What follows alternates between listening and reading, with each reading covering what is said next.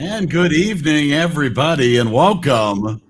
Hello, hello. Hello, Dan Rosenberg, live on the road. So glad you could be here. How are you, Mr. Rosenberg? I am doing well, Mr. Schemer. I guess if we're being formal. We're going to be formal tonight a little bit. That's all right. Hey, everybody. It is June 21st, a Tuesday gathering of the EriDan Film Festival, episode 107. For those of you keeping track, our 133rd movie. It's been a lot. It's been a lot, but that's all right. That's part of the fun. And we're so glad we're going to have a great show tonight. We've got lots of people who are joining. And I guess I'll bring up the graphic, and Dan, you can tell people how to join. Yes, if you'd like to join, you have to get in your car. And no, not get in your car.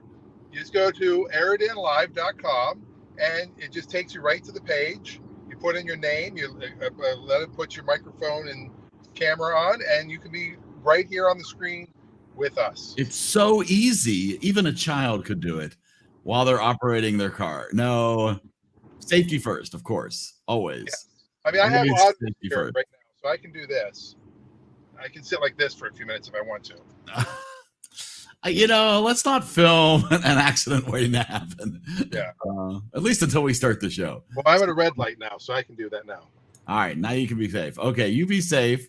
I'm going to start bringing in some of our guests, and so that we can introduce our movie, and then we can get the show started. Does that sound good? I have a tiny head. Look at that. Yes.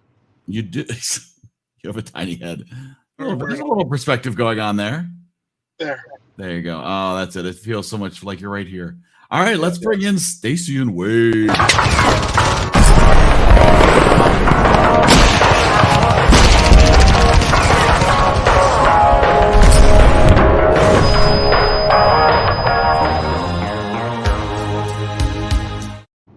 Oh my goodness, all the way from Chippewa, Pennsylvania, which is not a place, but that's okay. Stacy and Wade are here. It's a place. It's a little place. Get your own mail. It's where I'm from. What do you mean it's not a place, Eric? I don't know. Eric's just jealous. Township? Is it a township? It is a township. Mm-hmm. It is a township. Okay, that's fair. You lived in the Heights, so you didn't know. We were in the Heights. We were like, I don't even remember. What was the group? There was a show called The Heights, wasn't there? Yeah, there was. Yes. Yeah. Yes. How about that? All right. Well, we'll talk about that after we bring in. I don't think we have the full Britney bunch, but I still prefer this, so I'm going to play this.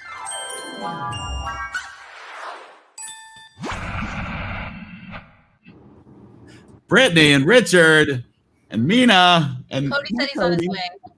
Huh? Cody said he's trying to get in. Okay. Well, we'll see about letting him in when he arrives.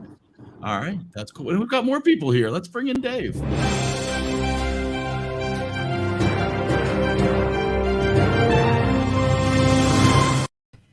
And hello to Dave. Good evening. Good evening. How are you? Doing well. About yourself? I'm doing. I took a nap right before this, and I'm. Oh, perfect. So feeling fresh. I'm hoping I'm feeling fresh as the show goes on, but I'm still. Hopefully not, because you're watching the movie. Well, we'll talk about that. It's a little slow for me. No, I'm kidding. Now we have two people who don't have their own intros yet. But remember, after your fifth appearance, you get your own intro. But for now, we're going to bring in Brian and Zach.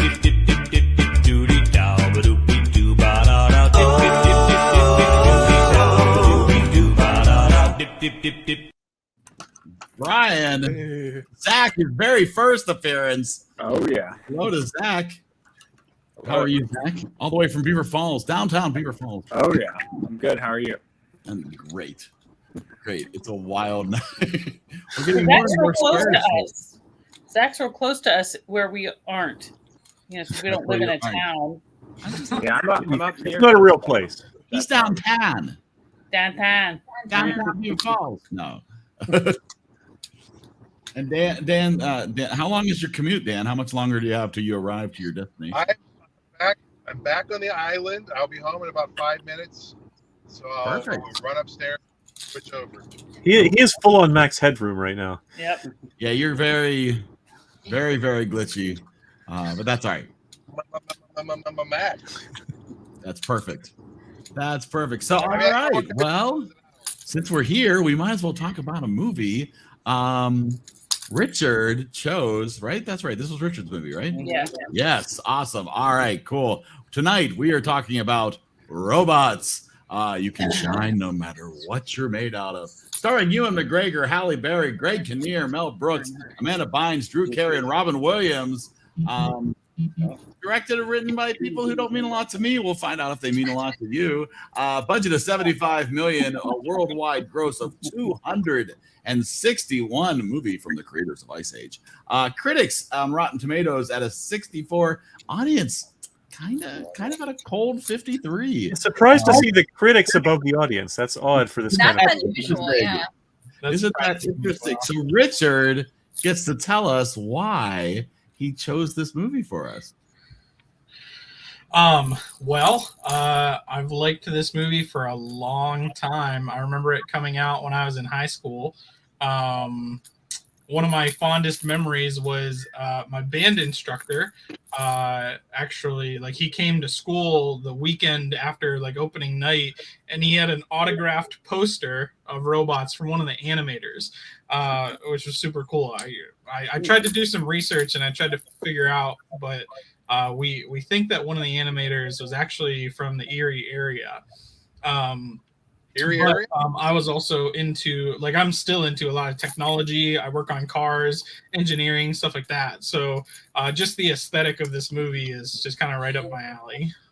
That's awesome. And I'll agree with you. I think the aesthetic was the strongest part of the movie. The consistent look throughout and the way they got those robots to look was really good. I mean, when you pay attention to like even the smallest details, like if you take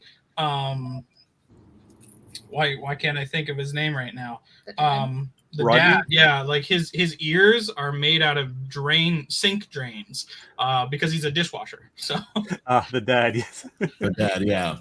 He was retrofit to be a dishwasher, of course. Speaking of retrofitted.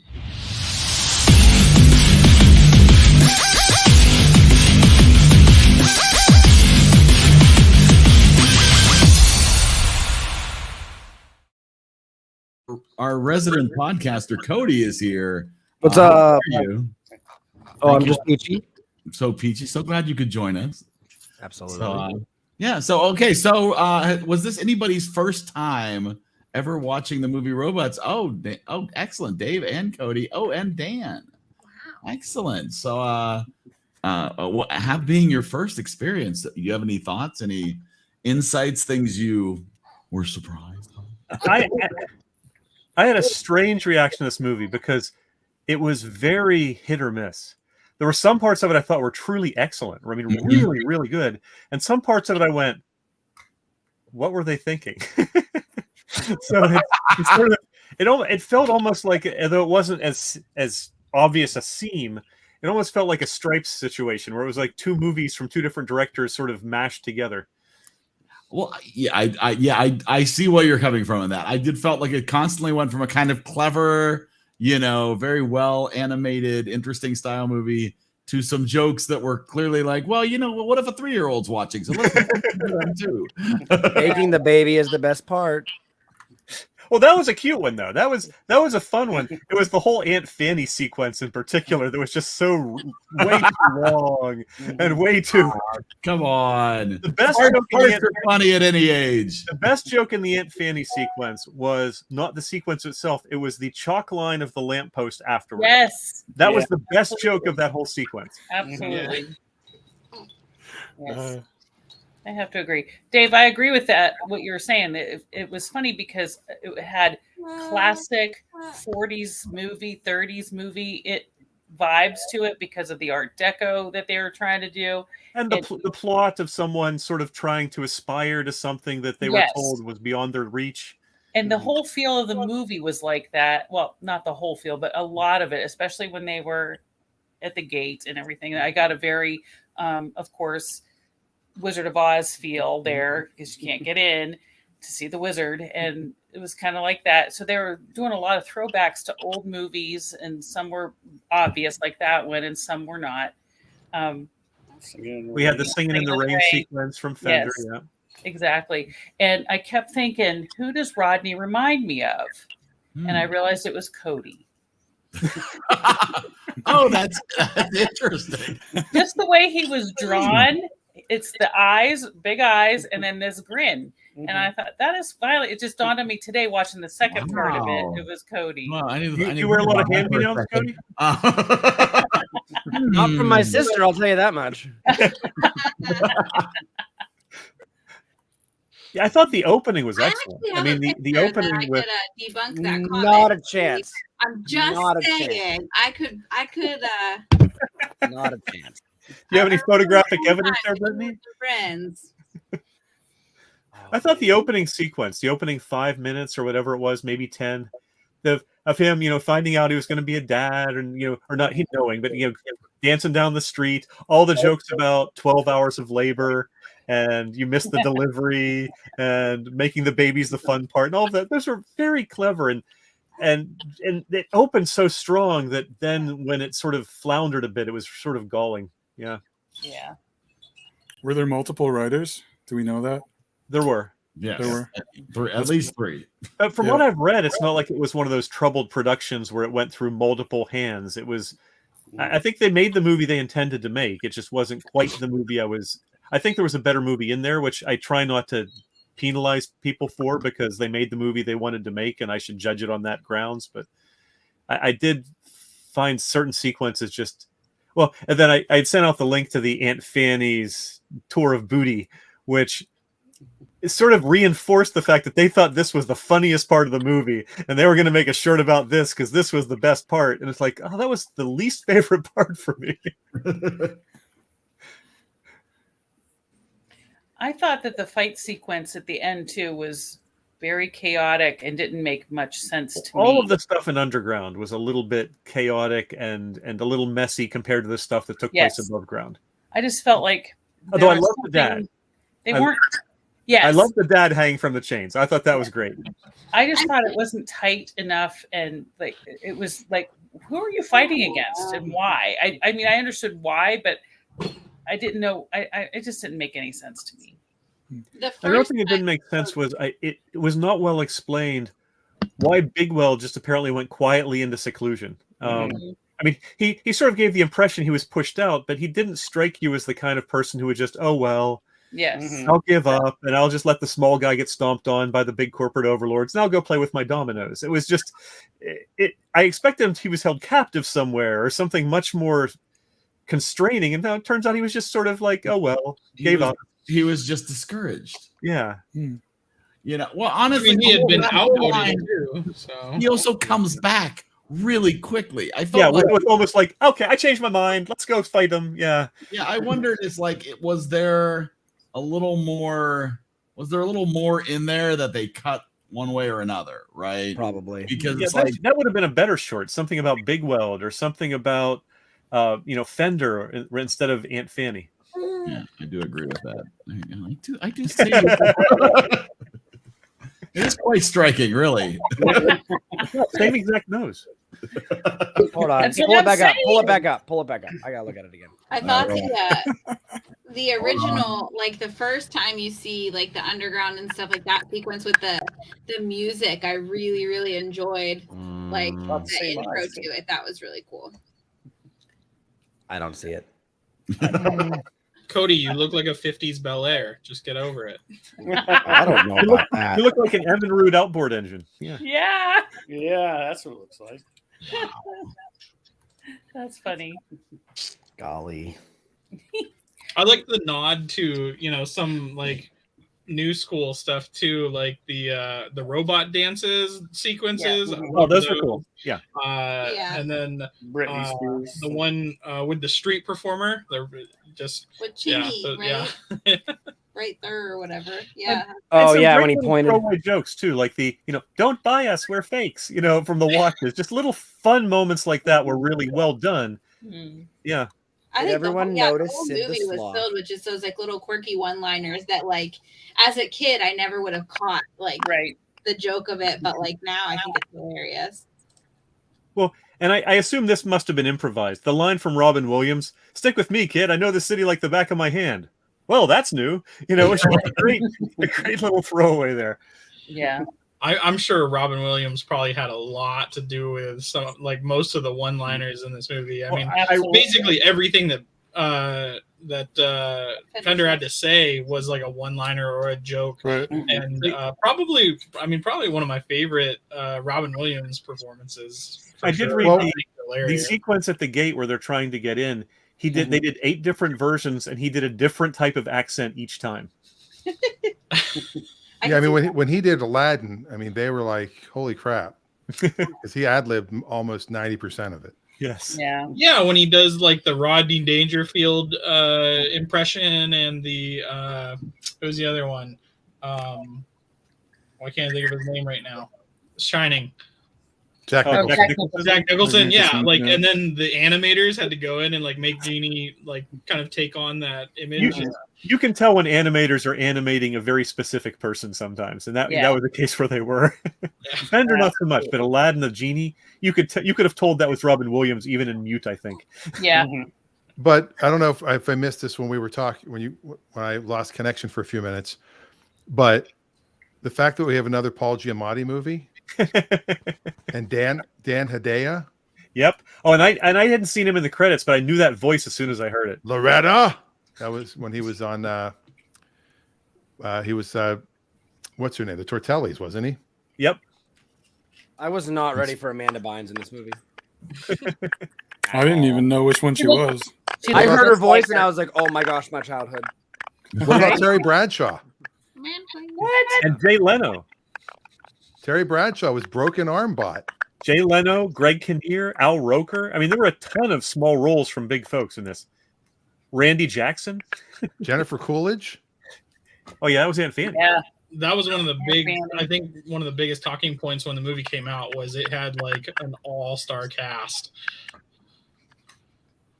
And both of the directors went on to do more animated work, although the second guy, who was actually, I think, the lesser director on this, based on what I read, he actually went on to have a little more success. He did a bunch of the Ice Age movies after the sequels. He did Rio. He did Ferdinand.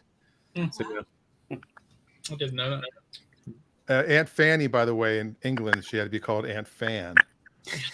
Yes. Fanny in England is a U.S. slang word for. We can't call her Aunt Booty. Fanny in England does not mean derriere. It means another part of the female anatomy. Yeah. Is that so? Oh. Well, then. In front of it. Okay. That's interesting. The frontier. That's all we need to know. Thanks. Right. I did not know that. Things I learned today. British slang. Okay. You may want to reconsider that middle name that you were for Fanny. You know. But they have words that are dirty to us that they say like it's no big deal. Well, it's like when you count. There's some cultures where this is an obscene gesture. It's a peace sign in the U.S. In some cultures, it's obscene. In some cultures, you can't do this because it's sexual. Swedish word. Yeah. When we go to Nicaragua, when you talk to like the kids, you can't tell them to come over like this because then you're asking them for sexual favors. So you have to ask them to come to you like this, which is super weird. That was hard to remember. The operation was great. Yeah. Yes. Sierra Raven comments that she thought a great moment was the operation shot removing the wrench from the guy's leg. Yes, with his nose lighting up. And I like that they didn't call it out too much. He's got your Armand's eyes and your dad's nose. I knew we were smart to save those parts. That was a great line. That was. Oh, she's like, "You missed the delivery," and that was just the delivery of the box. Yeah. That was good. It's funny. That was good stuff.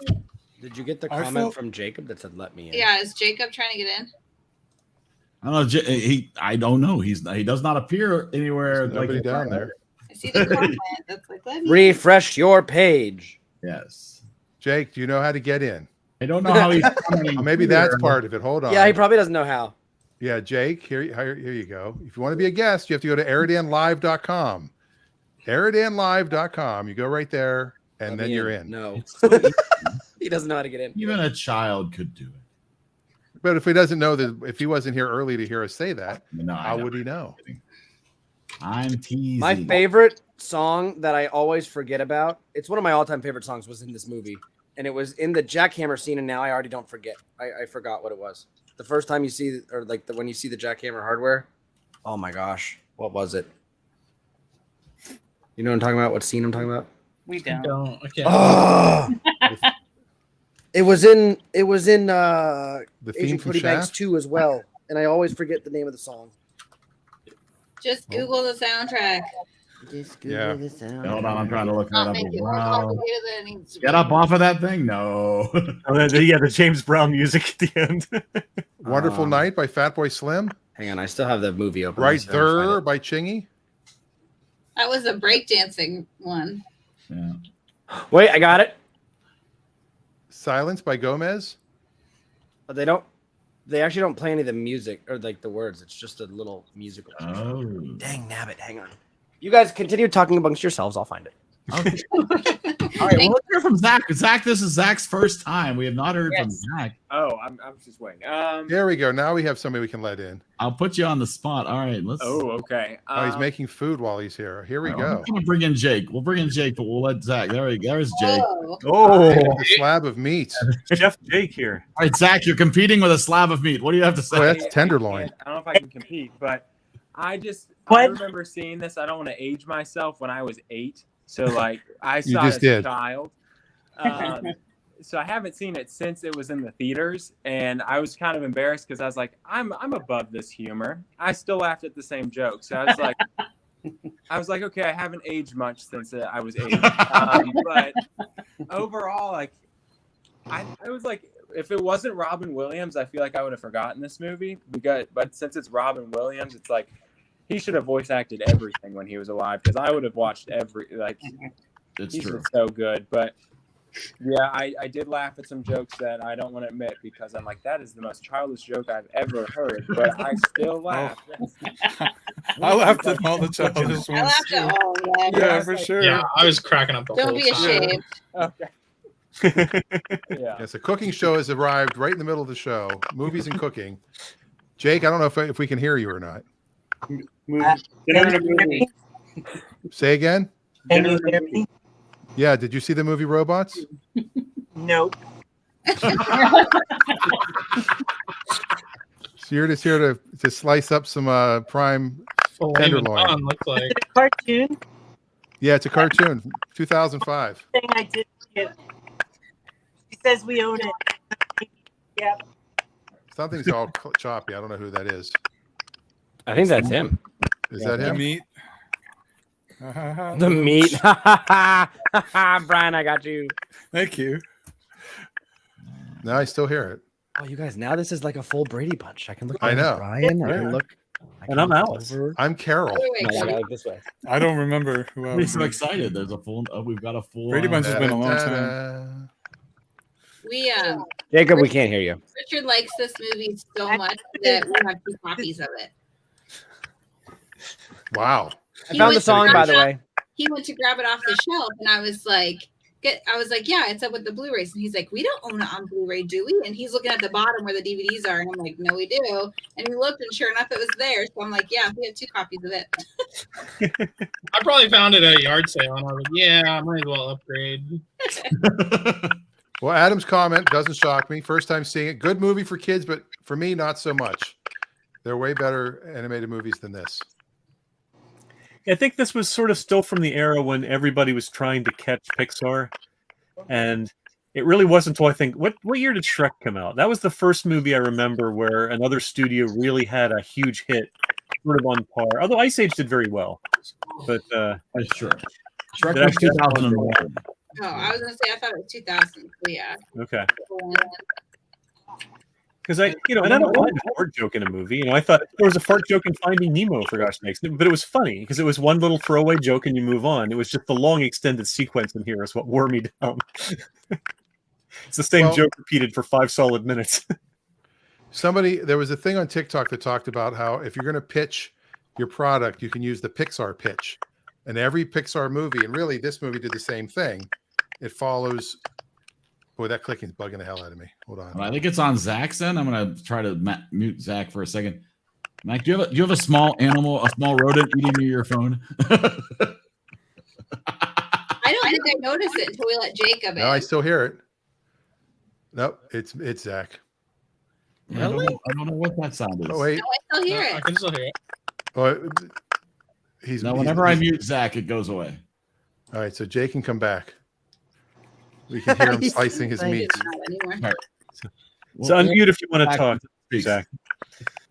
So wait, who? There you go. Nick. Perfect. Now I can talk. So every movie, every one of these movies, it's once upon a time. Tick, tick, tick, tick, tick, tick, tick. Oh, thanks, Dave. Nice. Every day. Why is it just me? Oh, hey. In a world where Why robots- would you do that? No. You gotta Once warn upon a us. time. All right, Dan, now say it.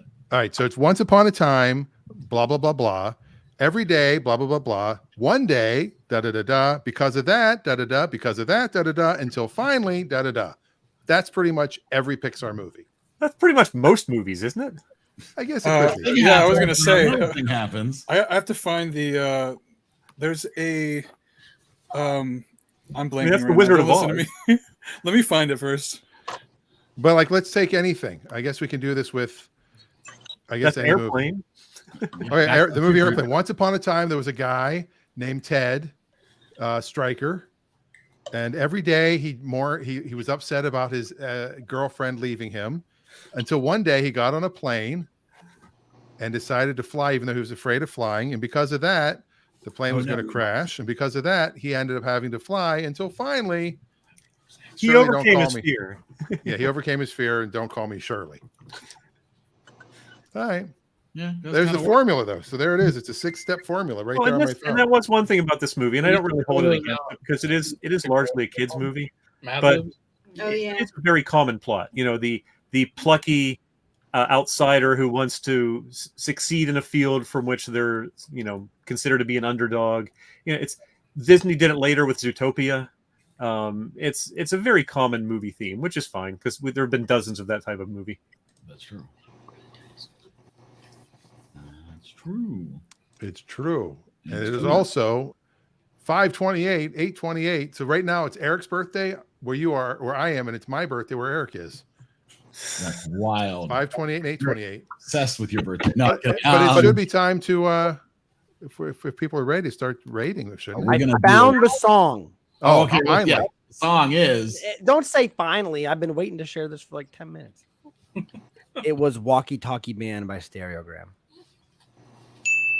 There it is. There Was we that go. worth waiting for? It's such a good song. Okay. I wasn't gonna sleep until I found out what it was. I know. And we also are not about to get a copyright infringement by playing it. So now That's no, fine. play it, but We you can play it after the show for the. Spotify after But the- Zach, I want to ask you a question. Not Zach, sorry, Cody. I wanted to ask you a question. For some reason, Cody, you look like a Zach today. And Zach, you look like a Cody. All right. Well, they have Zach, I got the better end of that deal. Sorry, bud. Between the two of them, they have a pretty sweet life. They have a casual look to them. Hey. Oh. Thank yeah, you. Zach and Cody. Oh, Yeah, all right. Oh wait, they moved. Oh no. What? Cody, if we move this show just to Fringe, just to Twitch, do they do copyright dings on Twitch if you accidentally play something? If you play a few minutes of music? Oh yes. Because my yes, son was but- like, yeah, sometimes, but there's guys that just watch TV shows on Twitch. Yes, that you can get hit with it, but there's a way that I could show you how to cover it up. The problem is not cover it up. It sounds bad. I play music all the time on my stream that's copyrighted issues, but it doesn't get saved to the VOD later on. So when people go back and watch it, they don't hear the music. Right. But the show would just be without those little segments. That's all. So if the music being played live is not usually going to get you taken down. No, I play music all the time, but I have it Because set up specifically. there is a discussion to be said and to have about just moving this completely to Twitch only. Well, the discussion with that, the only It's free problem, anyway. We'll talk How do about we that get after in? this show. We'll talk about that after the show. That would be the trick. I don't think we can get in, can we? Yeah, everybody can still get in. Oh yeah, it'll be the same. This thing. is this is the same. You would We're still on watch Twitch it now. anyway, We just wouldn't stream it as many places as we do. Right, we're on Twitch now. We have one person watching us on Twitch right now. It I hope could be that's one of you guys. Is being sprayed there. What you need Yeah. to do is make me a mod I'll on make Twitch. it too. Just watch this. Hey, watch this. I'm going. Oh my! I'm already hosting you on my channel, so We're about to Started double watching the on amount of people Twitch. watching us on And Twitch. then I don't know. I don't remember why I would comment things on Twitch, but I was like in there by myself. So Aww. It's just a matter of giving people time to transition over to that. That's all. Well, yeah. It's just I think that because we're streaming on like 9 different things, we're kind of diluting each one. Whereas if one of them, like let's say on Facebook, we only did the EriDan page, so we got rid of my page and my comedy page. That might help because then if everybody, it's just the algorithm. Yeah. When you only have 1 or 2 viewers on one thing, and then 3 or 4 on another thing, and 4 or 5 on, it all adds up. But still. We'll talk. We'll talk later. Really, we should rate this thing. I think we should rate it. I think it's time. Walkie talkie.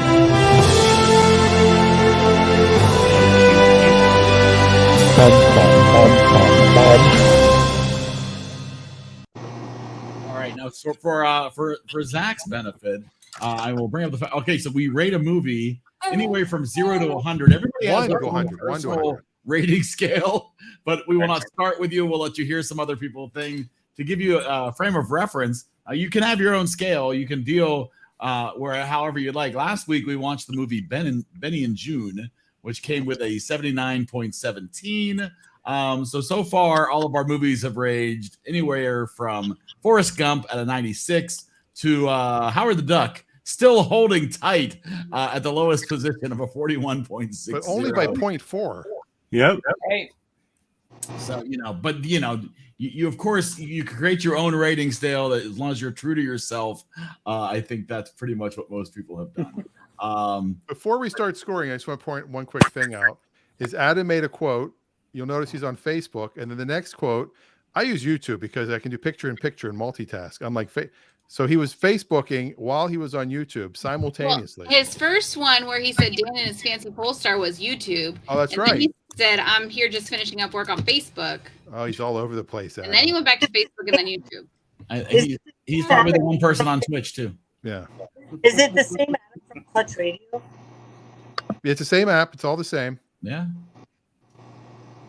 All right, Dan, take us around the horn. All right. Well, since it's Richard's movie, I don't know why I said it that way. We're going to start with Richard's movie. At the movies. I take the squirmy child. Yes. Okay, so I've really enjoyed this movie for many years. I own it in 2 different formats, so I obviously like it that much. Again, like the technology kind of aesthetic, I love it. Like you can pick out like actual everyday items. It's almost like, I guess not that you would want to torture yourself, but if you watch it more than once, you can pick out like little things every time you watch it. You'll discover something new either in the background. One of my favorite scenes is it's just the house. It's just a street scene, but there's a sign about picking up like your dog's excrement, which are nuts and bolts in this universe, right? And the person is holding a magnet to pick up the nuts and bolts. Hilarious. I don't know. I just love those little nuances. So I really like this movie. I'm gonna give it a 90. Nice. 90. Very nice. That would be Brittany. Me. I like this movie. Like I said, I think all the one-liners are great, and there's just so many little like quirky, like punny things in there, and just different things that like as a kid I didn't catch.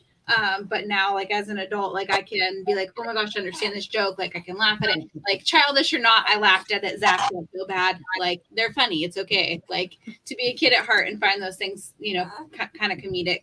I told Richard, I said it was funny because I actually watched it this time with the intention of rating it versus just like watching it for entertainment. Mm-hmm. And I laughed because, Richard has talked so long about all of the different details that go into it and how everything is so intentionally put in there so carefully and so well thought out that it all makes sense. And the one thing I noticed this time, because I was looking at all the little details, is that their mouths, which are made of metal, still move. Like their lips, like like the metal warps and changes shape. It's not like it just opens and closes like you would expect the metal jaws to do. And I was like, oh man, should it lose points for that? Because, but I mean, it shouldn't. But that just was like one thing that I was like, of all the detail, you couldn't just make their mouths open and close. But I think I'm gonna say an 87. 87. All right. Well, speaking of 87, that means we have to go to Stacy, class of 87. That was a You're not transition. It's okay. Like a transition? I like the That was pretty segue. good.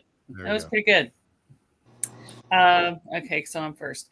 It was probably my second time seeing it because Reagan watches all the movies, and I asked her if she wanted to contribute a score, and she said it's been too long since she's seen it. Okay. The thing I didn't like about this movie other times is the color. I don't like the color, but watching it this time and seeing the Art Deco, I liked that. And noticing that, because when I watched it before, it was just in and out of the room. But the blue and the red drove me crazy. That's very Kmart, very meh. So it was never my favorite thing of this movie. But the Art Deco thing was kind of cool, and what I talked about earlier, how it really brought to mind the old movies from the 30s and 40s and other movies even up closer. I like that. I agree with Dave. I do not like Aunt Fanny's character and what she represents for whatever reason. It just seemed like, just a reason to have Jennifer Coolidge in the movie. They could have done something else with her. She's funny. And I really liked how she was drawn. It was hilarious, but just why? So I think that I'm going to give this movie an 80 based on those things. See, I could have gone, speaking of 80, brought Dave in, but I won't. 81. Oh. I'm 80. Should have given an 81. Go ahead. Yeah, I like Robin Williams in this. He wasn't like too over the top in things, and so he was really good in it. And the movie had a good message to it and things. And I do remember watching it with Reagan a lot when she was little. And I think her favorite thing was like, why you call her Aunt Fanny? Because you can't call her Aunt Booty or something like that. I just thought that was the funniest thing. So okay. Okay. So I'm going to give it a 77. All right. 77. No relation to Dave at all. Yes, Outload. No. I don't know what I was doing in 77. I agree with Stacy. I thought that Art Deco is the perfect description. The look of the movie was by far the strongest thing. Very 50s, very drive-in, drive-in restaurant kind of look. Very old 50s cars, old 50s outboard engines. That type of design was very prevalent throughout, both in the shape and the color. And that was, if I were basing it on that, I'd give it a high 90s because I thought that was just wonderfully done. The Aunt Fanny character didn't bother me. It was just a character that should have been around for 30 seconds and move on. It was the fact that they spent so much time on it that it got tired to me. And it just got over and over that just made it wear out its welcome. So I wasn't offended by it. I didn't mind it. It went on too long. Yeah. It's like a Saturday Night Live sketch that goes on way too long. The underground was weird because the feel of it, I realized it was supposed to look different and feel different, but it was almost jarringly so, in a way that it sort of took me out of the feel of the movie briefly. When they shifted to the underground the first time with that Tom Waits music and it was just sort of jarring. And Madam, what's her name? Madam Gadget? Is that her name? Madam Gasket, that's what it was. Madam Gasket, being sort of the mother behind the scenes. I don't know. It just, that character didn't really work for me either. So it was an odd mix, as I said before, and so I'm torn in two directions on the score, and ultimately I come up with a 78. 78. Ain't that great? Ain't that bad. Afraidium. Oh, me. All right. So Scooby-Doo. Yeah, Scooby-Doo. Nice. Come on, Scoob.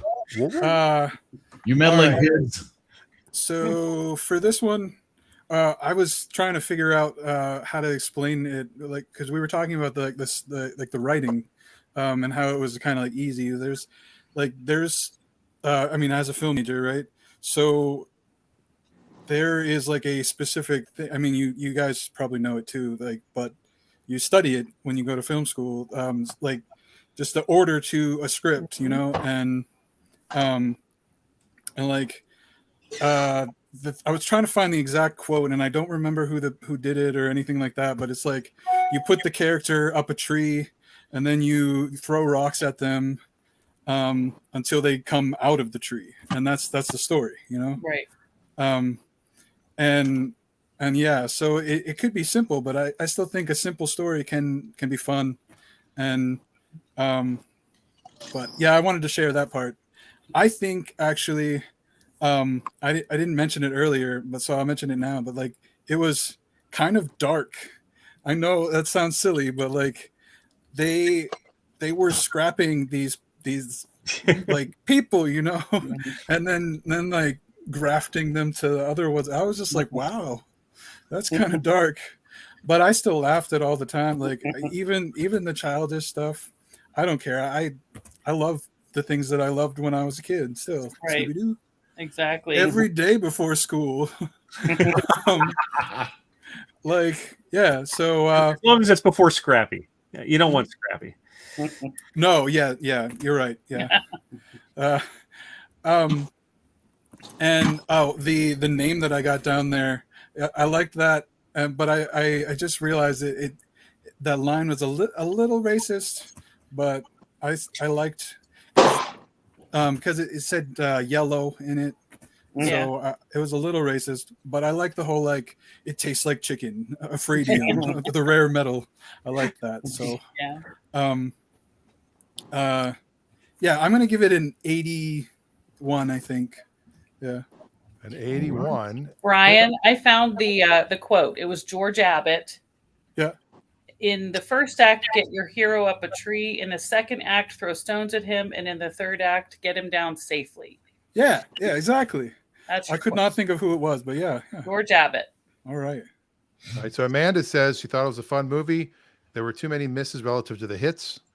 It's for her to want to rewatch it a bunch, but the world building was great. 68. And then Rebecca Rosato says, against popular opinion, I like Jennifer Coolidge's Aunt Fanny. Oh, yes. But I see what you're saying about her character. Overall, not a movie I would want to see again. 65. Man, I rated this too high. Wow. And now we go to Zach, first time caller, long time listener, first time vote. No pressure. No pressure. Oh, no pressure. Okay. Like I said, I liked Robin Williams in this movie, and there was kind of a nostalgic feel for me because I remember seeing it as a kid. So like the jokes I still liked. The voice acting I thought was good. I liked the cast. But overall, like, if I didn't hear that we were watching robots this week, I forgot about this movie. So it's kind of like it did have Robin Williams, but it wasn't really memorable to me. And even watching it this time, I wasn't like, oh, I really like this is worth watching again. So it's kind of like it had its moments, but I didn't really like any characters, even though I liked Robin Williams. It's not like I felt like a connection or like I was like, oh, if something happens to this character, I'm going to be upset. It's like, oh, if something happens to the character, okay, the movie's just going to keep going. So it's like, which sounds bad, but I know, but it was just like, and I'm kind of like biased towards Pixar, I'll admit. So if it's not Pixar and it's a kid's movie, like I won't watch it again. So it's just, I have that bias. So I would say, I would give it like a 67. 67. All right. Yeah. Now we go over to Cody. Oh man. You knew this was coming, Cody. I did. I'm trying to make sure that no one else's rating is getting in my head, kind of thing. There's only two people left, so you know. I know. Plus that. No, I enjoyed this movie. I thought it was a lot better at the beginning than it was at the end. I really enjoyed the beginning sequence, the scene of him, like, I mean, the same word for word for what Dave said about how the scene about he's going to be dad, you missed the delivery, making the babies the fun part. All the stuff up to Wanted a Robin boy, Williams. right? Huh? I said we wanted a boy, right? Yes, that was was cute. What's that extra piece over there? That has a different meaning nowadays. But like, there were so many different things up to like even when the Robin Williams character was in the slingshot with them and said, "Oh, it used to be worse. There was a hammer. Ooh, they brought it back." I mean, there were just so many little things at the beginning that were like, "This is so good," and then it just kind of slowly dropped off. Like it didn't keep that high of fun, excitement. All the things that I was excited about in the beginning kind of just tampered off towards the end. And again, I think some little minor plot holes with like, why was he? All the things we already talked about. Why was he in isolation, and then why did he come back so easily? Like, I'm assuming it was because he was inspired, like somebody already said, I can't remember who, but by this young inventor. But they didn't really portray that very well. Overall, I did enjoy the movie. I'm gonna go with an 81. I will say, unrelated, but it just went away. In the small window, Jake looked like he was filming a horror film over there with the saw going on. Watching Dexter. Oh my! This is a different kind of show, guys. This is You never know. It's a magical night. If you ever come to Bainbridge Island, we have the finest food at Jake's Pickup and Sconuts. It's a scone. It's a donut. It's a sconut. Nice. I like this movie. I don't love this movie, but I did like it first time seeing it. And I'm like, and I said to my son, we watched this, right? And he's like, I never heard of it. And I realized it came out when he was born. So he was in 2005, the year he was born. So we missed it. Right. It just, it didn't come across our radar. But so many amazing voices in it. Mel Brooks was awesome, as always. I won't. Everybody said it already. I'm gonna give it a solid 78. Bernage. And now we go to Eric. Adam, we're waiting for you still. That's me. That's right. We haven't heard from Adam yet, and we haven't heard from your mother yet, Dan. If I wasn't sure if she was around. She actually did not watch it this week because she didn't watch, and she's got mahjong this evening. So well, that's important too. The only thing I'll throw in there. I mean, I don't feel like this movie adds up to the sum of its parts. Right, there are so many great actors and voices in it, and at the end of the day, it's not overly memorable for me. If I had the cutest young daughter on the planet, I would look forward to watching this with her many times. So I get it, because I do feel it's aimed very young, with just a few things in there for adults. And again, but there is some stuff that you can chuckle at and laugh at. Mm-hmm. But so Zach and his fiance and I were talking the other night about some movies that she had never watched. And I was like, oh my gosh, you've not seen some of these iconic movies. She's not seen The Lion King, where it's like, oh my goodness, how could you live life? How you must eventually get to see The Lion King. This movie, nah. No, I would never want to encourage somebody to watch this movie. Because it could totally be like, this is why I don't like animated movies. And I feel like this isn't a great representation of why adults can enjoy animated movies as well. So I ended up at a 68. I said it's not terrible. If it was on and I had a young kid that was watching it, I wouldn't be like, oh my gosh, you have to turn that off. That's the worst movie ever. Right. But I would never be like, hey guys, I know what we'll do tonight. Let's watch robots. No, that's never done. Now Adam is sorry. He's sorry cooking dinner. I got to vote for Christy. She says it's a 75 in her book, and she agrees with everything she's heard. Just wanted to put that Christy's his wife. Okay. All right, so we'll go 75 for Christy. Perfect. All right, I'll add her. And Adam is cooking dinner, not cooking a sorry dinner. Now, Adam, you could put your camera on like Jake, and actually you can see what's happening. Right. It's in 3D actually. Hey, have you guys ever done Dazed and Confused? No, but if you're on the wheel tonight, you could pick the movie. Yeah. If your name spins around. Yeah, I have a confession for you, Eric. Yes. I have seen Lion King, only the remake, never the original. Oh, Dave.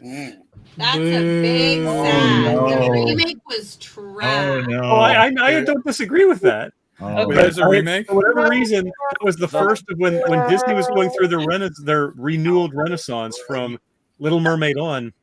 For some reason, that was a movie that Margaret went with the kids to see without me, and I never got around to seeing it. Wow. Well, maybe I'll put that on the wheel just because you said that. Sadness. Wade and I went to see it at the drive-in on a date. Ooh. It was the first movie I saw in the theaters. It was like a double feature with Angels in the Outfield.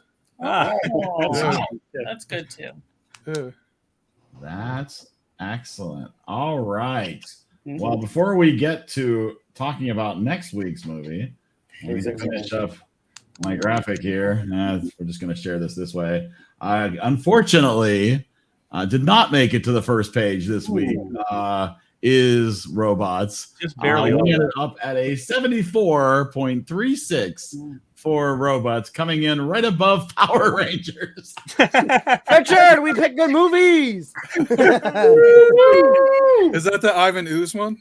No, that's the remake, the most recent The remake. Oh, okay. The recent one. All right. Yeah. It was good. Telling you.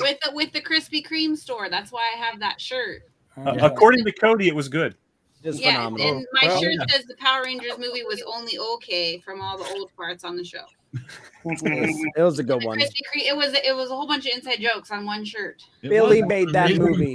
Inside jokes. And no longer available at the EriDan shop. But the EriDan shop does still have amazing amounts of merch available. But no longer the very limited edition, only one in existence, Power Rangers Krispy Kreme shirt. That's gonna be worth a ton of money someday. I got complimented on my hat today, so. Oh, nice. Oh, wow. That's why it is fantastic. All right. So are we ready to go and talk about next week's movie? Oh, sure. I think so. Let's go to the wheel. The Wheel of Wheels. Yes. All right. So as you all know, or maybe all of you don't know, every time you appear on the show, you get an additional space on the wheel. If your name comes up on the wheel, you then get an opportunity to pick our movie for next week. We only ask that if your name is picked, that you are for sure able to join us for next week's show. Next week's show is on Monday. Monday, is that correct? And it's the last show of the month, which means it's also our TV Seinfeld special show. Oh, yes. We will talk about that. But yeah, so Monday night will be our show next week. So I'm going to shuffle the wheel. And if the person is not here with us, we will, of course, move on. Did you add Jake? Just the people who are aware. Huh? Did you add Jake? I did add Jake. He has a spot. So here we go. Let's spin and see who's going to get to choose our movie for next Monday night. Oh, my heart. Oh, my goodness. It is. The pressure is so overwhelming. And it goes to Rebecca. Oh my goodness. Yes. That means she's going to be on the show next week. Oh. Oh, snap. Oh, my. She's been in the comments so long. It would be so awesome. Y'all are going to see her face. I didn't think she had to come on the show. She just has to be. She's supposed to be here. Just like She doesn't have Adam. to be, yeah, she doesn't have Like to Adam. physically be on the Adam's never camera. Oh, I know, but her and I already talked, and she said if her movie. Oh. I'm very excited. She's been waiting so long for it. She really has. She has had an enormous amount of spots on the wheel. This is a very big moment for Rebecca. Rebecca, do you know what movie you have been waiting to throw our way? Ishtar. I'm nervous. Just to think about it. The good thing is Ray Pepper is late to the party. He wants to know what he should watch tonight. He's seen nothing but terrible movies. Well, and he's stick around for what you've been watching. What else have you been watching? That's true. Yeah, we want to hear about what else you've been watching. So Rebecca's about to tell us what we're going to get to watch for next Monday night. And also, so Dan, and then next week, instead of talking about what else people have been watching, we're going to talk all about Seinfeld. But also, before we do that next week, we are going to talk about The Last of the Mohicans. Ooh, Nice. A movie I have never seen. James Fenimore Cooper. I thought it said moccasins. I thought it was Manakins. Oh yeah, the Manakins. That's pretty close. Oh man, let me take a quick look here. Ray says I loved Let Me In. Great pick, Jacob. So that was your recommendation, Jake. Was Let Me In. Let me in. All right, Last of the Mohicans is currently available from all of your normal platforms. Doesn't seem to be streaming anywhere at the moment.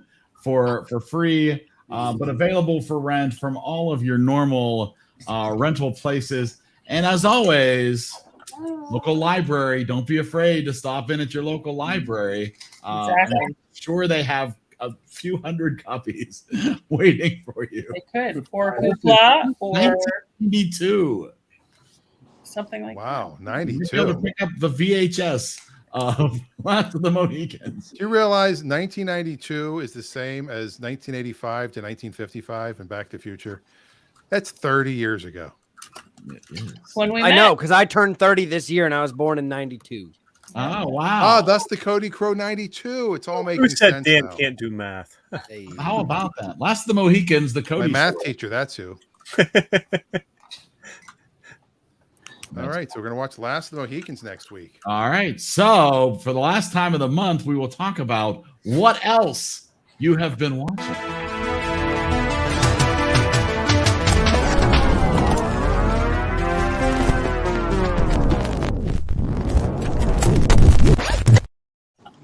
All right. So much stuff. Who's been watching something? All right. I watched the first 2 episodes of Miss Marvel, and then I also binge watched Stranger Things season 4. Nice. Nope. So I'm not doing it until the next part comes out. Stranger Things.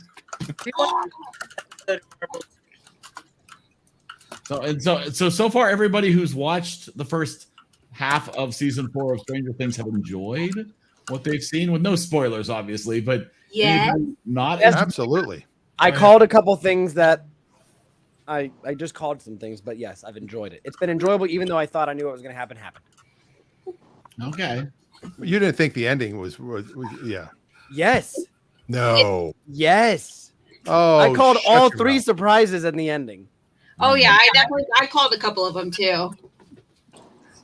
But I enjoyed it. I definitely think this is the darkest one so far, and I know they said season 5 is going to be even darker. Oh my. And I also know that, like, not a spoiler because the directors have come out and said it, that in the second part of season 4, some of the main characters, and I think they said multiple main characters are going to die before the season ends. So I'm like, well, honestly, I was shocked that there wasn't. Don't say anything. Careful. No, here's what I'm going to say is that along those lines, in every other season, there has been a shocking death. I said that to Jennifer as we were watching the first half, because it was like, you lost Bob, in season 3, you lost Barb, right? Your B characters are always in trouble. Barb wasn't big enough to be classified as a main. Okay, she wasn't a major character, but that was a shocking. That's fair. That was and then we also lost Billy. I know. It's your B characters. I know that the directors had said they were really bummed about Bob, actually. And then there was a character this season that they said they wish they hadn't killed off after the fact. They had filmed her death scene prior to another scene that happened. And when they filmed that one, the chemistry in the scene was so good. They're like, why did we kill her? Like, we shouldn't have done that, but it's too late. She can come back. But Stranger. it's very good. But it is very good. Stranger things have happened. I see what you did there. Yeah, she could come back.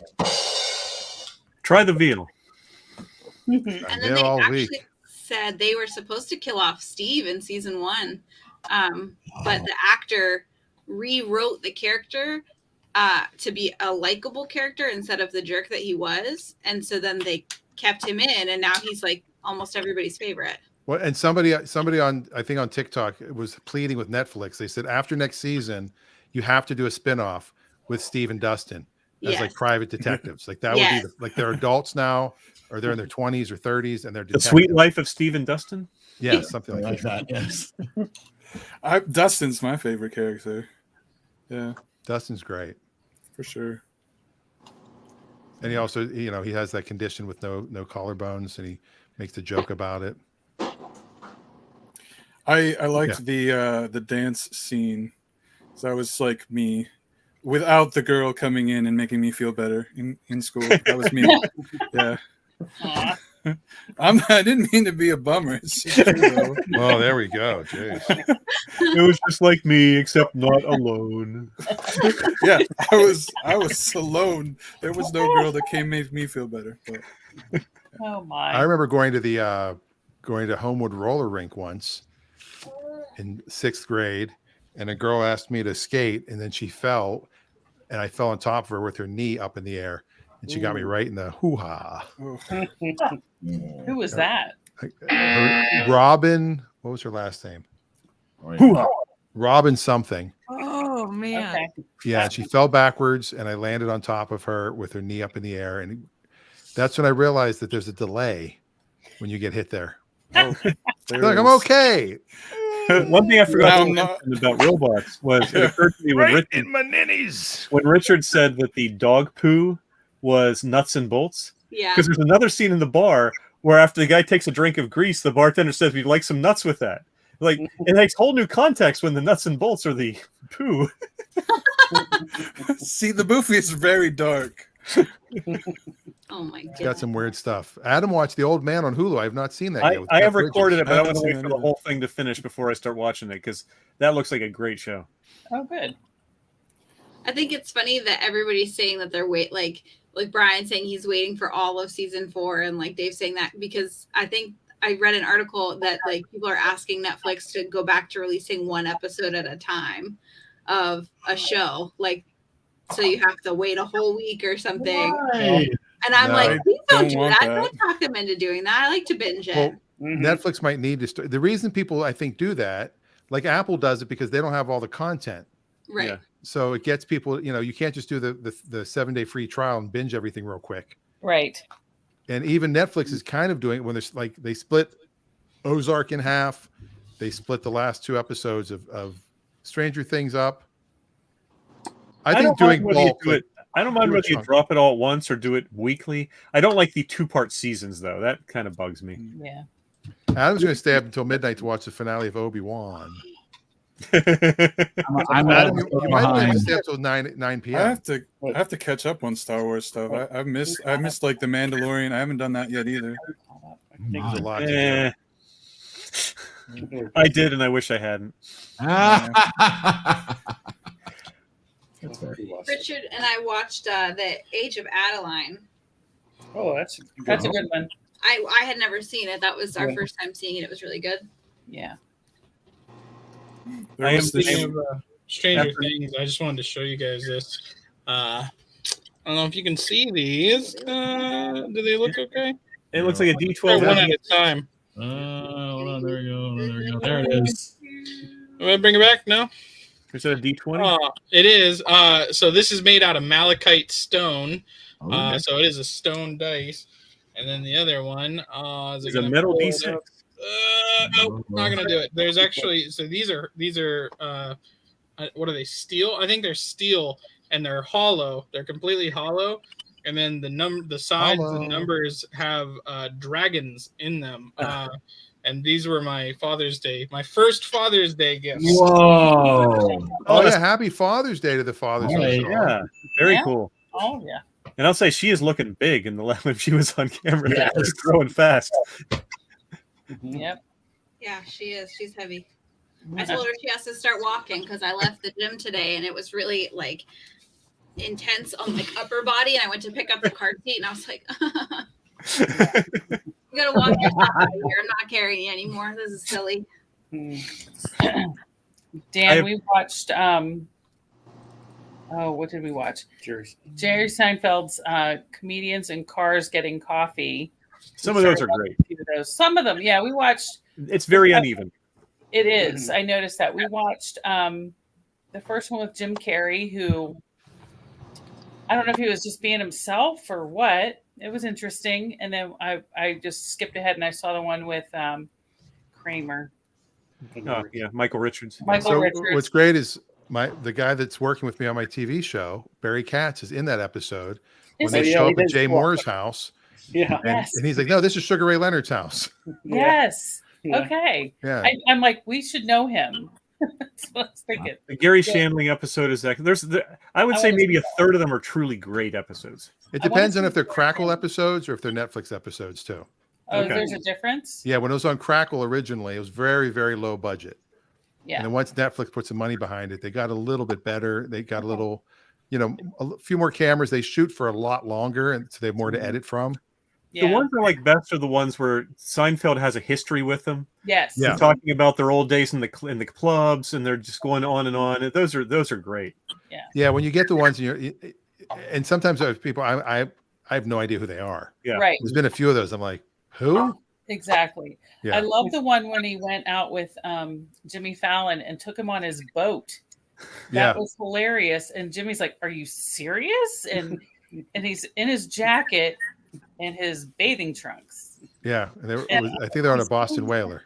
Yeah, and I love that he bought himself that. I just think that is the best thing, that when he was a kid, he loved that boat. That was really cool. Jake, what were you saying? The funniest part about that episode is about the underwear. He makes Jimmy Fallon laugh. He makes him picture himself in Jerry's underwear. Yeah, the Boston whaler is an awesome boat because you can cut it in half and you've got two boats. I know they showed Both that. float. It was really cool. I like that story. My father-in-law, when we would go up to Maine, he used to rent one of those every summer, and the name of it was Rent Me. So he had hats that said Rent Me. Oh my! That was his boat for the summer. That's funny. Oh, who'd we lose? We lost Zach. Oh, Zach. So I would like to throw out there that if Jake would just stream this on Twitch, I would watch this for hours. That's what I've been telling Jake. I think He should just be streaming, making food. Yeah.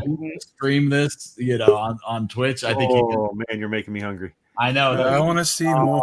What is that, Jake? It's like fajita. It's a what now? Like Fajitas. Oh, Fajita fajitas. meat. Yeah. Nice. I'm just saying I would just leave that on at work like all day long. Jake, you should just stream all the time. I'll come over and help you with your cameras. These are Oh man. smoked tomatoes, smoked filet mignon, and then roasted veggies. I'll give some quick backstory. When we did the very first comedy show here, Jake's had just opened, and somebody that was produced, it was the Seattle Comedy Competition, and I did a joke about the fact that we had a Chevron station across the street from a Chevron station. Yes. Because our one Chevron bought the other one that used to be a 76, and inside that other Chevron station is the best restaurant on the island, which was Jake's, because he's inside the Chevron station. And the one of the ladies that worked on the comedy festival said, I work for a meat company in Seattle, and we got this order for this really high-end quality meat. And a guy calls up, he goes, yeah, I'm at a Chevron station. Am I at the right place to make this delivery?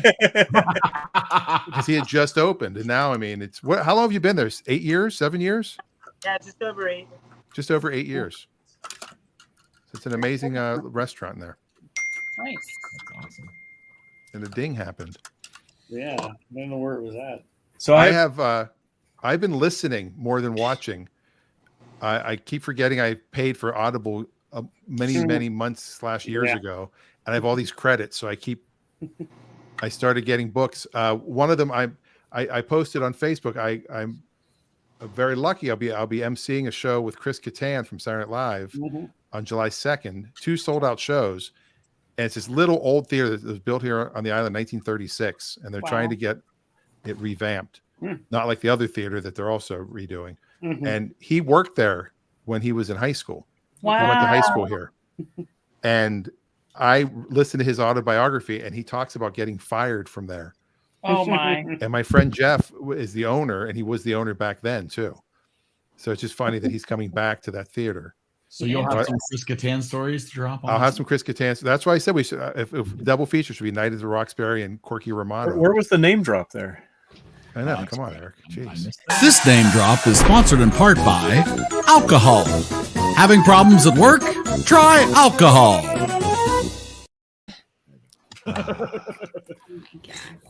And so I listened to his autobiography on Audible, and I was like, wait, there's so many I forgot to download. So I got James Burrows, famous sitcom director. Listen to him tell stories about Taxi and Cheers and Frasier and Friends. He was just on Kimmel, I think, yesterday or the day before. Oh, was he really?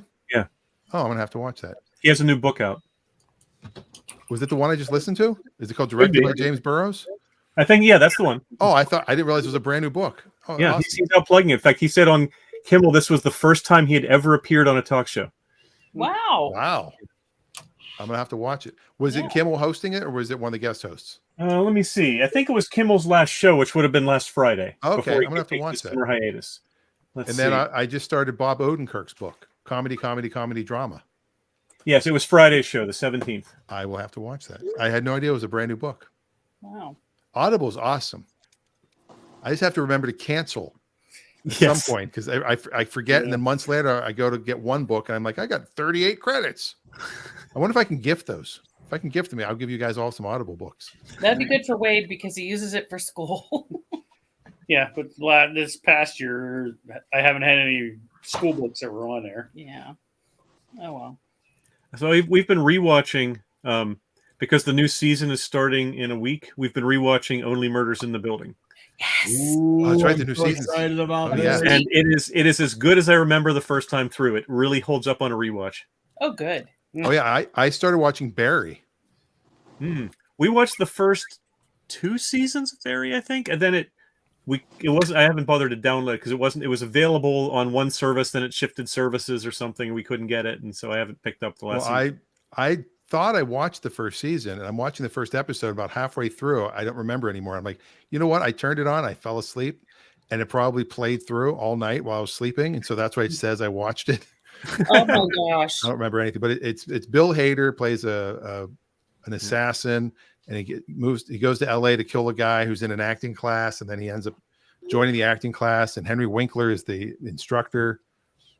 And Darcy Carden's in it too. Yeah, and it's so spot on to LA and how acting classes are, and just the BS. Oh, and the guy that plays the one guy with the Chechens is Yes. the bald guy. Bald- It's yes. hysterical. He is Hysterical. brilliant. Yeah.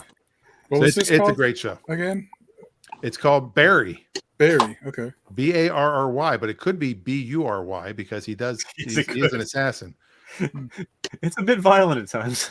And speaking of violent, the other one that just ended was The Offer, which is the backstory, the behind the scenes story of The Godfather. Yeah. You mentioned this. It quite is a so, lot. now that it's done, you can watch it. It is so good. I just found this thing on the Disney Plus. It's just a silly thing I was gonna watch. I thought it was like a game show. It's called The Quest, and it's like these kids are like LARPing, and they have real actors that they hired to like do like improv and stuff. Is what it seems like. And I just watched the first episode. I was watching it because I thought it was going to be like cheesy, and I was like, this is better than I thought it would be. So, yeah, I like cheesy things. Sometimes I watch really horrible movies just because I want to laugh at how bad they are. Speaking of cheese, I think Jake might get some cheese. I was thinking this would be great with cheese. I was right there with you. See that? There we go. Cheese is wonderful, like both the product and Hey. figurative. Can we go old school television for a second? Yeah. So we have a 10, almost an 11-year-old kid, and we're trying to find some interesting things to watch. So we started Gilligan's Island. Yeah. Yeah. Episode 1, right? Yep. Wow, what a throwback. So like first season, oh my god, the freaking captain so overacts, it's crazy. And in the opening credits, they don't even say the professor And the rest. And, Yes. and the rest. Yep. Yeah. And it's in black and white. Yep. It's crazy. And the professor lived on Bainbridge Island until he died. Oh wow. Yeah. Which is funny because He never made it off the Bainbridge Island. I know Oh, no. and Elizabeth Mitchell, who played Juliet on Lost, she lives on Bainbridge Island. It's like, what's with all these people that get stuck on an island, decide they're going to live on an island? Hervé Village has lived here. Just goes with the character. That would be funny. Hervé Village has lived here. Tom Hanks? No, I'm just. We've also watched a Passed few away. episodes of the original British series that inspired Murderville, called Murder in Successville, which is mostly a similar show. The main difference is they have a lot of celebrity impersonators. So you get Taylor Swift and Harry Styles and people like that sort of appearing. So, but it's very much the same type of show, though. You can see exactly where the American show came from. Except I don't know any. Diana Manoff lived in an empty nest. Oh. Sort of an island. Oh my! And she was on Soap and Grease. Not sure how those tie together. I guess somebody mentioned this a couple of weeks ago. I tried to watch the Bob Saget tribute that's on Netflix. Okay. This is a classic. Like, well, we want to do a tribute. We're just going to get a bunch of people and put them on stage together, and it'll just be magic. And it'll be magical. It'll be hilarious. It's Jim Carrey and Chris Rock and Jeff Bezos. It's not Jeff Bezos. The comedian Jeff. Nope, not going to come up with his puppets. Name. With the puppets? No. Jeff Dunham? No, not Jeff. Foxworthy? Goldblum. Jeff Goldblum. Goldblum? No.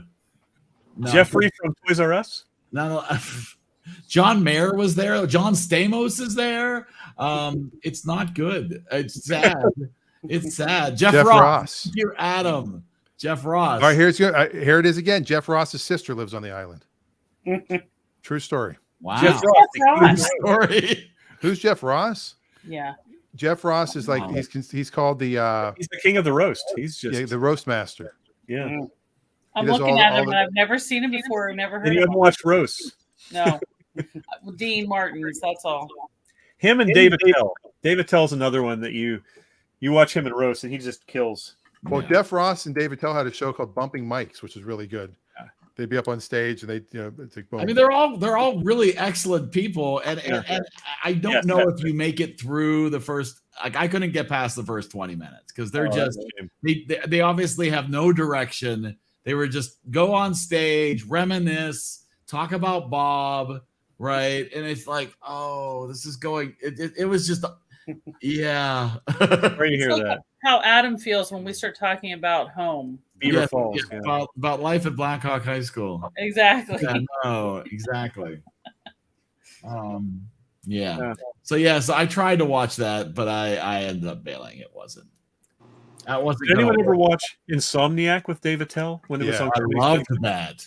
That was a great show. That was a great show.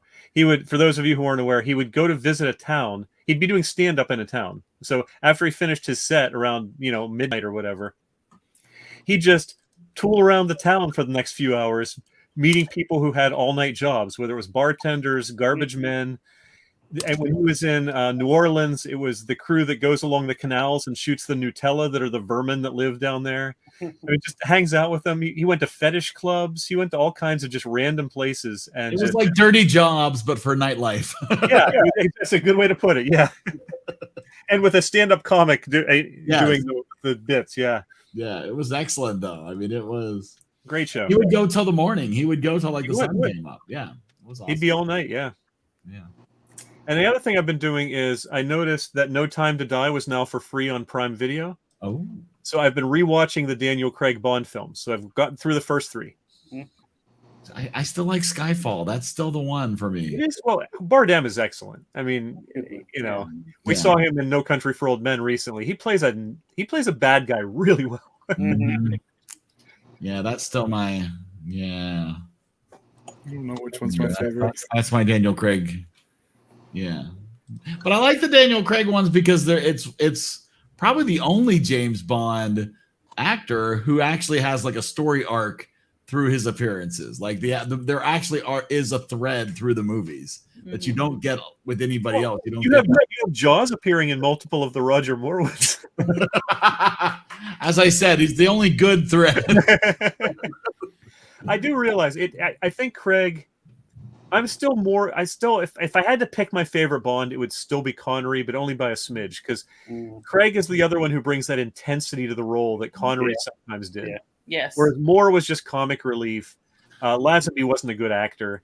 Dalton had flashes, but hot flashes. And I thought that Brosnan was saddled with other than GoldenEye, was with bad scripts. Yeah, absolutely. No, I agree with that. My wife just can't stand a blonde James Bond. She just can't. That doesn't work. For Yeah, her. it doesn't work. You're saying that you're not going to see Liam Hemsworth taking over the role, or I don't know. I liked him too, Daniel Craig. I just thought he was. But I will share that we did buy our tickets for Love and Thunder. I'll be right back. I'm going to Okay. buy my tickets for Love and Thunder. Actually, Go buy those now before they go away. I'm waiting for Disney to stop just teasing. Are we bringing Daredevil back? We think we're bringing Daredevil back. We're bringing Daredevil back. We might change it a lot. We might not. It's just that was a great show on Netflix. The first season of that was just killer. Yeah, I didn't like the second as much, but the first was really good. Okay. It had moments, but it also had bad moments. Yeah. I liked. There was this shot I will still remember from Daredevil where he was like fighting down a staircase, and it was like a long shot. They didn't cut. I was like, wow. The fight scenes in the first Daredevil are the exact opposite of the fight scenes in Iron Fist. Oh my hot dog. Well, I still watched Iron Fist, but I know it's not as the big problem there was the casting. The lead actor was just not up to the role. He really second was. season is better. It's not. I don't know if I watched the second season. I'm going to judge you, Rodney, by the way. Here's Ruby, everybody. Hi, Ruby. Ruby's being really loud downstairs, and I just got a message. Can you please get her up here? I'm so done with her. She was just barking. She just looks dejected. She's like, I'm just cute. Just little Ruby. Little Ruby. Don't take your love to town. She just finished watching Howard the Duck. She's a little squirmy. She is. Are you squirmy? With the tails going. So who here has seen Last of the Mohicans? Because I don't think I have. No, I haven't. Yeah, I've seen. Oh, all right. There you go. Why? Yeah, It's actually a pretty good movie, but it's like historical. So. I've read the book, but I don't think I've ever seen that movie version. See, it came out the year I did my student teaching, and I was teaching that. The book came out when you did your student teaching? That was I did, and I was teaching the parts of the story. I was doing Fenimore Cooper in my student teaching at 10th grade American Lit. Yeah, and I did not go see it. I went to see Malcolm X and stuff. I love that stuff. I mean, Cooper. I loved Jack London. I just love the sort of old American kind of writing that they did. It was just I devoured that as a teenager. I read some of it, but not that. Okay. I don't think I read the book. Maybe this is stereotyping, but I think of those more as young boy books than young girl books. And I agree. I do too. I read Treasure Island is another Bang, one. and that was pretty much it. And that was in middle school, and they weren't. Treasure Island is another one that I think appeals more to boys than girls. Treasure Island. Oh, I love Treasure Island though. Oh, okay. Yeah. I don't know why. That is a great book, though. I still have fond memories. I read that Folgers Coffee, of all things, was giving away free books when you bought like a 5-pound can of Folgers Coffee. And I was at the grocery store with my mom, and we didn't drink coffee. And I pestered her, and she eventually bought the coffee so I could get my free copy of Treasure Island. You still have the can of coffee? You buy Sanka, you buy some frozen crystals, you put it on the shelf, you forget about it. Then someday somebody needs coffee, you have it. Exactly. What do you mean you don't have coffee? Adam has seen Last Mohican before. This movie, it's way too mature for me to watch on my own. But it's Daniel Day-Lewis. You got a great actor in the lead. See, yeah.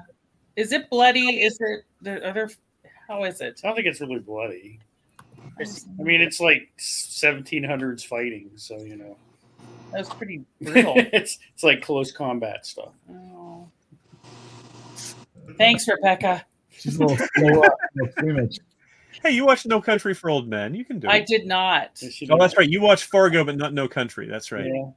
Fargo I had seen before, and then when I read the back of the box, I went, I can't. I won't. I will just abstain because I couldn't. So, and it did pretty well. They did pretty well without my votes. Yeah, they did. So Ray went out and saw Light Years this weekend. Oh yeah. And she said that it was like really, really good because it had like Toy Story. Yeah. And then it had like Captain America and like Top Gun all kind of mixed together.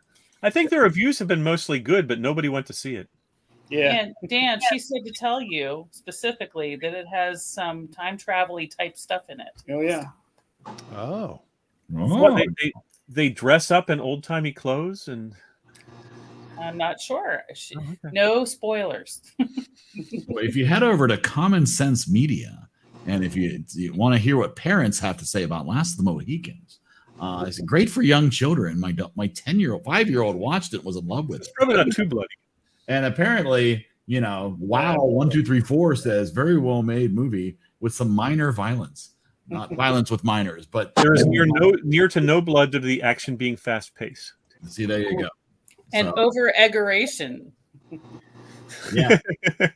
There is an over-eggeration. Yeah, I hate when there's over-eggeration. If you're offended by that, you have to have the right amount of eggeration. But according to this random website, Sense Media is not random, though. But then, I'm going to read one more. Okay. Because Kevin Kleinlover says is historically accurate. It's PG-13 because the violence is historical accurate. I don't get that because it's rated R. This title has great messages, great role models, and too much violence. 5 stars. If you but that's from Kevin Kleinlover. So depending on how you feel about Kevin, they just came out of Wild West and went to see Last of the Mohicans. So, yeah. I used to love Kevin Kline, and now I don't. I know why. Wild West.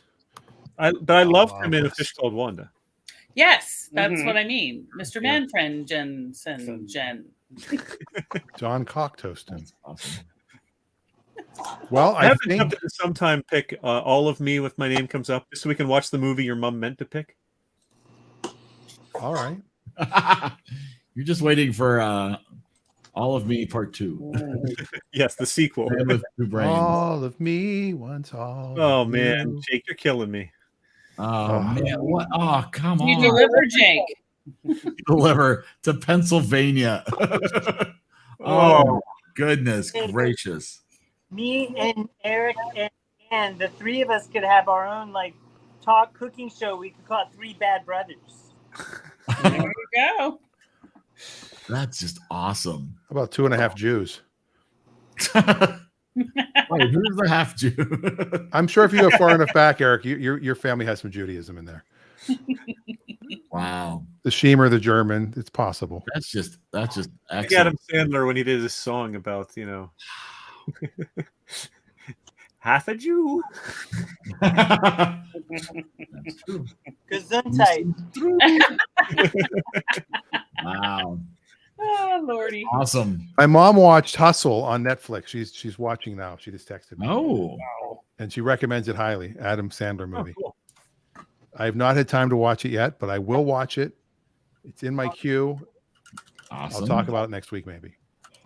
Speaking of next week, Adam in the We're comments. talking about Seinfeld next week. You will not talk about it next That's week. right. We'll No, talk about it in next 2 week. weeks. We won't be able to next week. Adam does talk about Ezra Miller and all the drama happening with Ezra Miller as the Flash. Oh man, yeah, they pretty much said that movie is going to be the end for him. why didn't they just use the kid from the TV show? He's so good. You want Grant Gustin. Yeah. I think he's great. Ezra Miller and Amber Heard are going to go off and start a new superhero genre. Oh no. They're going to be in the crazy universe. My dog stepped on the B trilogy. The Bizarro trilogy. The crazy cinematic universe. You got to do the face with it, though, Eric. I think Brittany, you read the comments from the one juror who's spoken out anonymously after. Oh yeah. Yeah. It's probably this. I didn't hear the voice, but I think it's probably the same juror that made a TikTok that's been answering people's questions on TikTok about the trial. Okay. Because a lot of the things that they said sounded pretty similar, like just how they were super uncomfortable with how she kept staring at them, and yes, and how she would be in tears, then 30 seconds later she'd be perfectly calm. Yeah, totally. Well, and even when they would cross-examine her about the abuse, she just had an attitude where they were less like gentle with their words. Like they were just very like right in your face with this type of abuse. And she was like super sassy instead of like totally emotionally distraught over the terminology they were using. And like there was no tears at all when she was being cross-examined. And they also said that she really lost a lot of credibility to them with the whole donating her divorce settlement thing. Yeah. Pledged. All right, real quick, I want to share this with everybody. If you haven't seen this yet, I love this. him. Is Dan Povenmire, the voice, the guy that did Phineas and Ferb, and he's Yes. well, you'll see. I cannot even tell you how many people have asked me to do this because apparently this guy from the Johnny Depp Amber Heard trial reminds a lot of people of this guy. Yes. Yes. Here we go. I'm an Watch. expert witness. I'm saying, as an expert witness. Let's start with the easy question then. That was pretty easy. Go ahead. Doctor, you're going to have to just answer the questions. Okay, sorry about that. Having trouble getting into this side. The Doofenshmirtz. Okay. I'm not sure why we're arguing psychiatry, because I'm telling you what it is. Dr. Siegel, you just need to answer the question. Okay. Mr. Depp fell asleep with ice cream in his hand. That's not vomitous, right? I was told it was vomitous. Okay. It does fit just a little too well, doesn't it? Well, you, I cannot Dan, will even you tell send you that how in many the group people. chat? Yeah, Total Doofenshmirtz, huh? His TikTok feed is amazing. it's amazing. There are And so many people I need to share that with.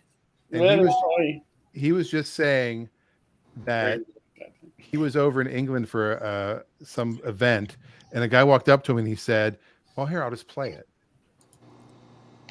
You know, Is that what he said? yeah, I'll just play it. So I spent the week in Annecy, France at this So, animation. hold on. You're just holding it right in the camera now, Jake. You're really rubbing it in. When we do our cars and coffee good. on Thursday mornings, Jake is usually cooking during those as well on Zoom. All right, where am I? Hold on, I got to find. There it is. All right, this is a pretty good story, and then I do have to go. So I spent the week in Annecy, France at this animation festival. And the last night there was a party on the beach and I was standing around talking to some Disney executives. And this guy very apologetically, sort of breaks into the group and looks at me and says, "Excuse me, are you Dan Povenmire?" And I said, "Yes, I am." "Are you Alfred Molina?" It was Alfred Molina. It was Dr. Octopus. He said, "Yes, I am. And could I impose upon you? I'd love to introduce you to my stepdaughter. She's a huge fan of your work." And he did, and we had like a lovely conversation. Oh, that's And I great. asked him, "Why are you here? Are you promoting something?" And he said, "Oh no, I'm a tag along this time. My wife is in animation." And I said, "Who's your wife?" And Alfred Molina is apparently married to Jennifer Lee, who is the head of Disney feature animation. She directed Frozen and Frozen 2. And I had never gotten to meet her, so I got to tell her how much Frozen meant to my daughters. And she got to tell me how much Phineas and Ferb meant to her daughter. It was a great night. So I spent the week. Is that awesome? That is That's really cool. Teared up. Yeah, it's so cool. Like that. it's funny because everybody thinks celebrities all know each other, and like celebrities, like it's funny when I hear like on the Howard Stern show, he'll talk about meeting certain people, and he's like he's a fanboy, Yep. and they are too, right back, and it's just so Yeah. weird. It's awesome. Well, Like that's Richard Marx and Paul Stanley became like best friends. Oh, like- cute. It's so weird. All right, I think we're done. Right, an hour and a half. I think we're good. I think we're good. I think, and you've only got 6 days to watch Last of the Mohicans, and it's 2 hours. And did we want to recommend any Seinfeld episodes? All of them. I haven't watched any yet, so it's been a little. Well, the Don't watch the librarian one is great. Don't obviously. watch the last episode.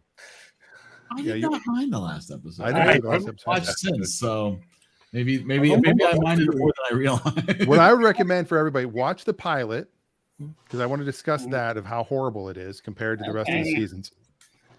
And then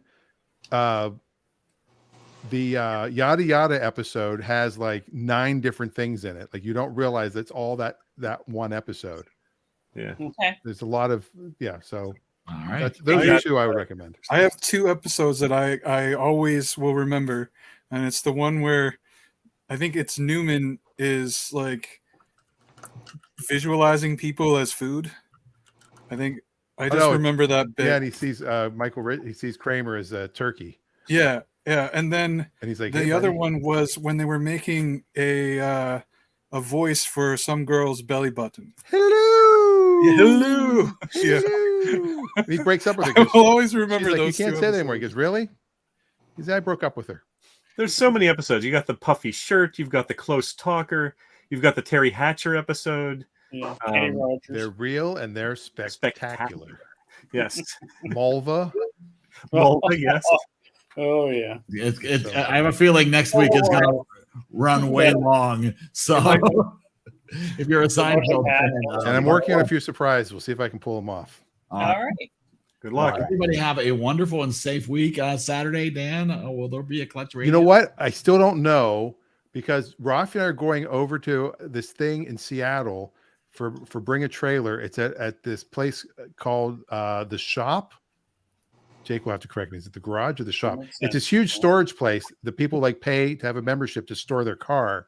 And then so it's like a museum because there are all these amazing cars. And then in the middle is a restaurant called the Derby. Yeah. And so all these people are going to bring their cars over. I'm probably going to take the Dodge Stealth because we have it ready to go up and Bring a Trailer. And so the show might be live, but it might be very quick.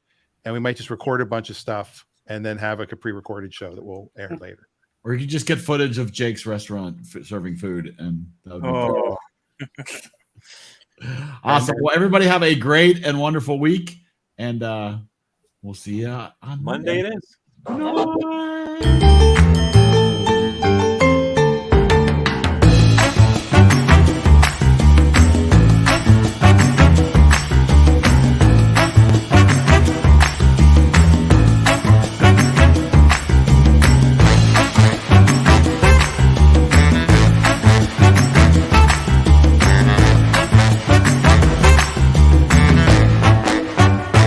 In case I don't see you, good afternoon, good evening, and good night.